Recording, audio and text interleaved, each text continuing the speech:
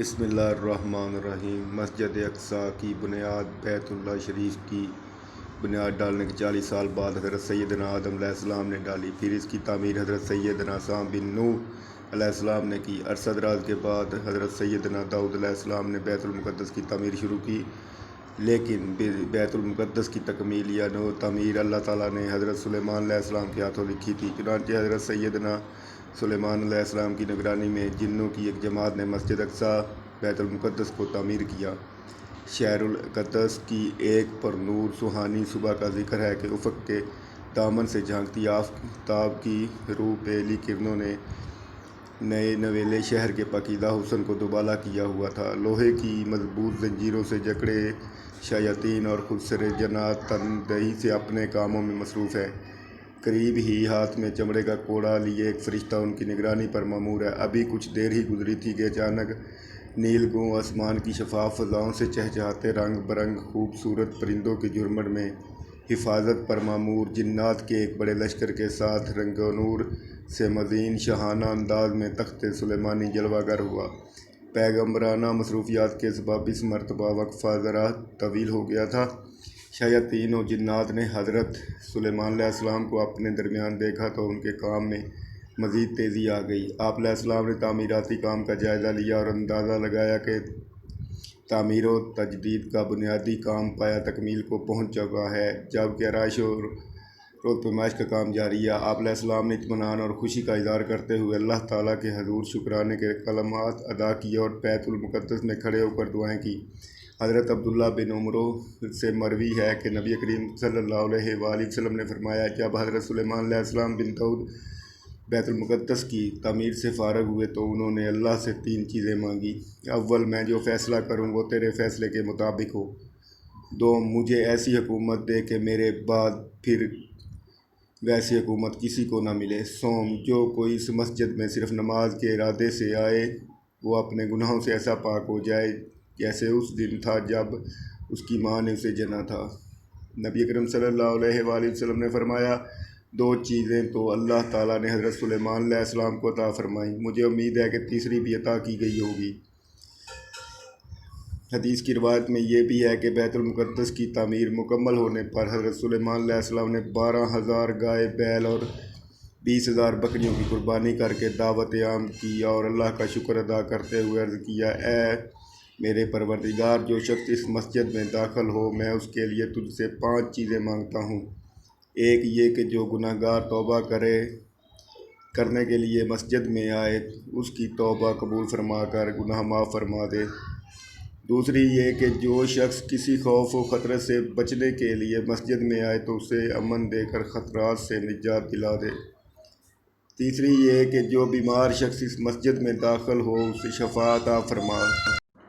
4، یہ کہ وہ فقیر اس میں داخل ہو اسے غنی کر دے۔ اور 5، یہ کہ جو شخص اس میں داخل ہو جب تک وہ اس میں رہے تو اپنی نظر عنایت اور رحمت پر رکھ، اس شخص کے جو کسی ظلم یا کفر کے کام میں مشغول ہو۔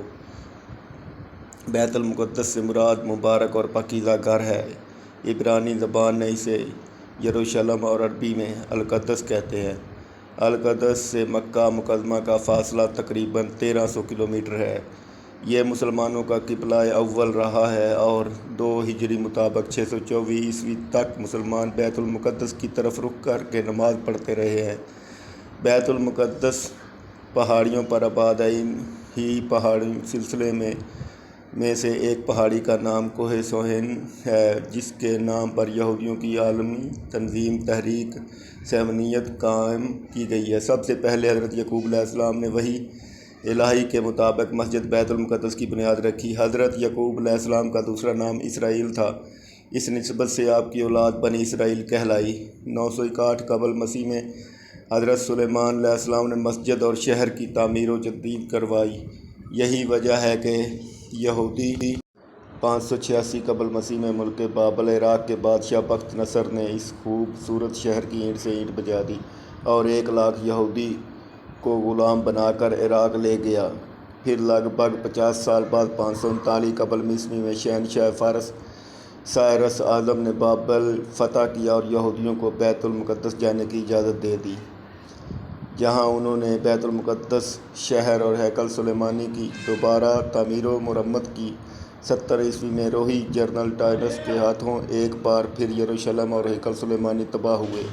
639 میں عہد فاروقی میں رومیوں سے ایک معاہدے کے تحت بیت المقدس پر مسلمانوں کا قبضہ ہو گیا۔ اموی خلیفہ عبد الملک کے دور میں مسجد اقصیٰ کی تعمیر عمل میں آئی۔ 1099 میں پہلی صلیبی جنگ کے موقع پر یورپ کے مسیحیوں نے بیت المقدس پر قبضہ کر کے 70,000 مسلمانوں کو شہید کر دیا۔ 1187 بمطابق 538 ہجری تک سلطان صلاح الدین ایوبی نے 16 جنگیں لڑیں، یہاں تک کہ بیت المقدس کو عیسائیوں کے قبضے سے آزاد کروا لیا، جس کے بعد یہاں 761 برس تک مسلمانوں کی حکومت رہی۔ دسمبر 1917 میں پہلی جنگ عظیم کے موقع پر انگریزوں نے بیت المقدس اور فلسطین پر قبضہ کر کے یہودیوں کو آباد ہونے کی اجازت دے دی۔ نومبر 1947 میں اقوام متحدہ کی جنرل اسمبلی نے یہود و نصارہ کے گٹھ جوڑ سے ایک سازش کے تحت اس علاقے کو فلسطین، عرب اور یہودیوں میں تقسیم کر دیا۔ 14 مئی 1948 کو ریاست اسرائیل کے قیام کا اعلان کر دیا۔ 15 مئی 1948 کو پہلی عرب اسرائیل جنگ چھڑی، جس میں اسرائیل نے امریکہ اور یورپی ممالک کی مدد سے عربوں کے ایک بڑے حصے پر قبضہ کر لیا، جس کے نتیجے میں 75,000 فلسطینی بے گھر ہو گئے۔ 5 جون 1967 کو عرب ممالک اور اسرائیل میں تیسری بار جنگ کا آغاز ہوا۔ اس 6 روزہ جنگ میں اسرائیل نے پورے فلسطین پر قبضہ کر کے فلسطینیوں پر ظلم و ستم کے پہاڑ توڑ دیے۔ یہودیوں کے بقول 70 میں جنرل ٹائٹس کے ہاتھوں تباہی کے بعد بھی ہیکل سلیمانی کو ایک دیوار کا کچھ حصہ محفوظ ہے، جہاں 2000 سال سے یہودی ظاہری رہ کر رویا کرتے ہیں، اس لیے اسے دیوار گریا کہا جاتا ہے۔ یہودی مسجد اقصیٰ کو شہید کر کے یہاں ہیکل سلیمانی تعمیر کرنا چاہتے ہیں، اور اپنے اس مذموم مقصد کی تکمیل کے لیے انہوں نے بیت المقدس کو دارالحکومت بنا رکھا ہے۔ قصص الانبیاء میں مشہور مفسر قرآن اسماعیل بن عبد الرحمن، جو صدی رحمۃ اللہ علیہ کے نام سے مشہور ہوئے، ابو مالک اور ابو صالح کے واسطے حضرت عبد الرحمن بن عباس اور دیگر کئی صحابہ رضوان اللہ علیہم اجمعین سے ایک واقعہ نقل کرتے ہیں کہ حضرت سلیمان بیت المقدس میں کئی ماہ تنہائی میں بسر کرتے۔ وہ اپنا کھانا وغیرہ بھی ساتھ رکھا کرتے تھے۔ آپ علیہ السلام کی وفات کے آثار اس طرح شروع ہوئے کہ صبح جب اٹھتے تو بیت المقدس میں کوئی پودا لگا ہوتا۔ آپ علیہ السلام اس سے پوچھتے تیرا کیا نام ہے؟ وہ بتا دیتا۔ پھر سوال کرتے تو صرف درخت ہے یا کسی دعا کے لیے اگایا گیا ہے؟ تو عرض کرتا فلاں دعا کے لیے، تو آپ علیہ السلام اسے اسی دعا میں استعمال کروا لیتے۔ ایک مرتبہ آپ علیہ السلام نے ایک نیا پودا لگا دیکھا تو اس سے پوچھا تیرا کیا نام ہے؟ تو عرض کیا خروبہ، یعنی خرابی، ویرانی، میرے اگنے سے اب اس گھر کی ویرانی ہے۔ پھر آپ علیہ السلام نے پوچھا کس گھر کی؟ عرض کیا بیت المقدس کی خرابی و ویرانی کے لیے ہوں۔ آپ علیہ السلام نے فرمایا یہ کیسے ہو سکتا ہے کہ میں ابھی زندہ ہوں اور اللہ پاک اس بیت المقدس کو ویران نہ فرما دے، لہذا اب میری موت کا وقت قریب معلوم ہوتا ہے اور تیرے چہرے پر میری ہلاکت اور بیت المقدس کی ویرانی لکھی ہوئی ہے۔ پھر آپ علیہ السلام نے اس پودے کو اکھاڑ کر اپنے ایک باغ میں لگا دیا، پھر محراب میں داخل ہوئے اور اپنے عصا کے ساتھ ٹیک لگا کر نماز پڑھنے لگے اور اس حالت میں وفات پا گئے۔ شیاطین جنات کو آپ علیہ السلام کی وفات کا علم نہ ہو سکا۔ حضرت سلیمان علیہ السلام کی وفات کا تذکرہ قرآن کریم میں اللہ تعالیٰ نے یوں فرمایا ہے، پھر جب ہم نے سلیمان علیہ السلام پر اجل کا حکم صادر فرما دیا تو ان جنات کو ان کی وفات پر کسی نے آگاہی نہ دی، سوائے زمین کی دیمک کے جو ان کے عصا کو کھاتی رہی۔ پھر جب آپ علیہ السلام کا جسم زمین پر آ گیا تو جنات پر ظاہر ہو گیا، اگر وہ غیب جانتے تو ذلت انگیز عذاب میں نہ پڑے رہتے۔ حضرت سلیمان علیہ السلام کی زندگی ہی میں بنی اسرائیل میں یہ خود ساختہ گمراہی شروع ہو گئی تھی کہ نعوذ باللہ حضرت سلیمان علیہ السلام کا سکھایا ہوا علم سحر ہے، اور نعوذ باللہ حضرت سلیمان علیہ السلام اس جادو ہی کی وجہ سے اتنی بڑی حکومت کے مالک تھے۔ قرآن مجید نے بنی اسرائیل کے لگائے ہوئے اس بہتان کی معدل تردید کی اور حضرت سلیمان علیہ السلام کی پیغمبرانہ عظمت کو نمایاں اور روشن کرتے ہوئے بتایا کہ حضرت سلیمان علیہ السلام کا دامن جادو کی نجازت سے پاک ہے۔ اس کے ساتھ بنی اسرائیل نے یہ کہنا شروع کر دیا کہ جنات علم غیب جانتے ہیں۔ چنانچہ جب حضرت سلیمان علیہ السلام کو اس کا علم ہوا تو انہوں نے شیاطین کے ان تمام نوتوں کو حاصل کر کے اپنے تخت کے نیچے دفن کر دیا تاکہ جن و طانس میں سے کسی کو بھی وہاں تک پہنچنے کی جرات نہ ہو سکے، اور ساتھ ہی فرمان جاری کر دیا کہ جو شخص سحر کرے گا یا جنات کے متعلق علم غیب کا عقیدہ رکھے گا تو اسے اس جرم میں قتل کر دیا جائے گا۔ لیکن جب حضرت سلیمان السلام کا انتقال ہو گیا تو شیاطین نے اس مدفون ذخیرے کو نکال لیا اور بنی اسرائیل میں یہ خود ساختہ عقیدہ عام کر دیا کہ نعوذ باللہ جادو کا یہ علم حضرت سلیمان علیہ السلام کا علم ہے، اور اسی سے جن و انس ہوش و تعبیر اور ہوا پر حکومت کرتے رہے۔ اس طرح ان شیاطین نے جادو کو پھر بنی اسرائیل پر رائج کر دیا۔ ڈاکٹر اسرار احمد تحریر کرتے ہیں کہ حضرت سلیمان علیہ السلام جنات کی نگرانی کے لیے اپنے عصا کے سہارے کھڑے تھے کہ آپ علیہ السلام کی روح قبض ہو گئی، مگر آپ علیہ السلام کا جسد مبارک اس طرح کھڑا رہا یہاں تک کہ دیمک نے آپ علیہ السلام کی لاٹھی کو کھوکھلا کر دیا۔ اس دوران جنات آپ علیہ السلام کی وفات سے بے خبر کام میں مصروف رہے۔ وہ یہی سمجھتے رہے کہ آپ علیہ السلام ان کی نگرانی کر رہے ہیں۔ جب وہ گر پڑے تو جنات پر واضح ہو گیا کہ اگر وہ غیب کا علم جانتے تو اس ذلت کے عذاب میں نہ پڑتے۔ حضرت سلیمان علیہ السلام نے بارگاہ خداوندی میں دعا کی تھی کہ ان کی وفات کا حال جنات پر ظاہر نہ ہو تاکہ انسانوں کو معلوم ہو جائے کہ جن غیب کا علم نہیں جانتے۔ پھر آپ علیہ السلام محراب میں داخل ہوئے اور حسب عادت نماز کے لیے اپنے عصا پر ٹیک لگا کر کھڑے ہو گئے۔ جنات حسب دستور آپ علیہ السلام کی خدمت میں مصروف رہے اور یہ سمجھتے رہے کہ آپ علیہ السلام زندہ ہیں۔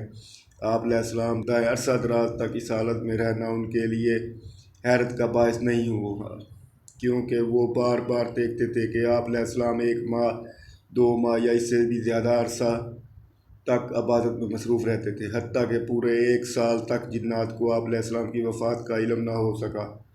اگر انہیں غیب کا علم ہوتا تو 1 سال تک عمارت کاموں میں تکلیف نہ اٹھاتے رہتے۔ امراض موت کے قاصد ہیں۔ امام نووی رحمۃ اللہ علیہ نے حضرت ابن عباس رضی اللہ تعالیٰ عنہ سے روایت کی کہ رسول صلی اللہ علیہ وآلہ وسلم نے فرمایا، جتنے امراض درد زخم ہیں یہ سب موت کے قاصد ہیں، انسان کو ان کی موت یاد دلاتے ہیں۔ پھر جب موت کا وقت آ جاتا ہے تو ملک الموت مرنے والے کو مخاطب کر کے کہتا ہے، اے بندہ خدا، میں نے یہ صورت امراض و حوادث کتنے قاصد بھیجے تجھے خبردار کرنے کے لیے کہ اب تو موت کی تیاری کر لے، اب میں تیرے پاس آ پہنچا ہوں، جس کے بعد کوئی اور خبر دینے والا نہیں ہے، قاصد نہیں آئے گا، اب تو اپنے رب کے حکم خواہ خوشی سے ہی حضرت خسیمہ سے مروی ہے کہ حضرت سلیمان بن داؤد نے ملک الموت سے کہا کہ جب تیرا ارادہ میری روح قبض کرنے کا ہو تو مجھے اس کے متعلق پہلے سے بتا دینا۔ ملک الموت نے کہا، ایسا نہیں ہو سکتا، آپ کو اس سے آگاہ کر سکوں، کیونکہ جب موت کا دن آ جاتا ہے تو مجھے کتاب دی جاتی ہے جس میں مرنے والوں کے نام درج ہیں۔ دراصل ملک الموت کسی کی موت کا وقت پہلے سے نہیں جانتا جب تک اس سے حکم نہ دیا جائے، فلاں روح کی قبض کر لو۔ حضرت عبد الرحمن بن زید رضی اللہ تعالیٰ عنہ سے مروی ہے کہ حضرت سلیمان کے پاس ملک الموت آیا اور کہا کہ مجھے آپ کی روح قبض کرنے کا حکم ملا ہے، اب آپ علیہ السلام کے پاس چند گھڑیاں ہیں۔ حضرت سلیمان علیہ السلام نے یہ سن کر فوری طور پر جنات کو بلوایا اور اپنے گرد شفاف شیشے کی ایسی عمارت بنوائی جس میں کوئی دروازہ نہ تھا۔ پھر آپ نے اپنے عصے سے ٹیک لگا کر نماز میں مشغول ہو گئے۔ اتنے میں وقت مقرر پر ملک الموت داخل ہوئے اور روح قبض کر لی۔ شیاطین آپ کو دیکھتے کہ عبادت میں مصروف ہیں اور کام پر لگے رہتے ہیں، پھر اللہ تعالیٰ نے لاٹھی کو کھاتا رہا حتیٰ کہ اندر سے وہ کھوکھلی ہو گئی۔ حضرت سلیمان علیہ السلام کا بوجھ نہ سنبھال سکی اور وہ گر گئے۔ ایک شیطان ہمت کر کے اس کے اندر داخل ہو گیا، آپ کو اس حال میں دیکھا تو فوراً باہر نکلا اور سب کو خبر دے دی کہ حضرت سلیمان علیہ السلام تو کب کے وفات پا چکے ہیں۔ لوگوں نے دیکھا کہ لاٹھی کو زمین کیڑا یعنی گن لگی ہوئی ہے، لیکن اب یہ پتہ نہیں لگ رہا کہ وفات کو کتنا عرصہ ہو چکا ہے، لہٰذا انہوں نے زمینی کیڑے دیمک کو ایک دوسری طرف लाठी पर रखा जो दिन रात उसके कुछ हिस्से को खाता रहा। इस हिसाब से पता चला कि आप अलैहिस्सलाम 1 साल पहले वफ़ात पा चुके हैं। बादशाह 40 साल तक रही और 53 साल की उम्र में आपका इंतकाल हुआ। इस सबक आमजूदा वाक़े से ये साबित होता है कि मौत से कोई भी महफूज नहीं, ख्वाह वो कितने ही बड़े मुनसिफ पर फायज हो या कोई नहायत अहम ज़रूरी काम से सर अंजाम दे रहा हो। सबको मौत का मज़ा चखना। अल्लाह ताला का काम किसी की वफ़ात से रुकते नहीं है। जिससे जिस तरह का काम कैसा है वो ले लेता है, और तमाम असबाब आलात वक़्त तक काम करते हैं जब तक कि अल्लाह को मंजूर हो, वरना सब धरे के धरे रह जाते हैं। दूसरा सबक ये हासिल होता है कि इल्म गैब सिवाय अल्लाह के कोई नहीं जानता, ना ही अल्लाह की मर्ज़ी और मंशा के बगैर कोई काम सर अंजाम दिया जा सकता है। चुनांचे वो तमाम बनावटी रूहानी आमिल और झूठे माहिरीन जो इस दावा करते हैं कि इनके काबू ऐसे जिन्नात शयातीन जो गैब का इल्म जानते हैं, अब फरेब में फंसते हैं। जान ले कि बहुत जल्द वो दोज़ख का ईंधन बनने वाले होंगे। अल्लाह ताला हमें दीन की मुकम्मल समझ नसीब अता फरमाए, हमें नेकोकारों में शामिल करे। आमीन।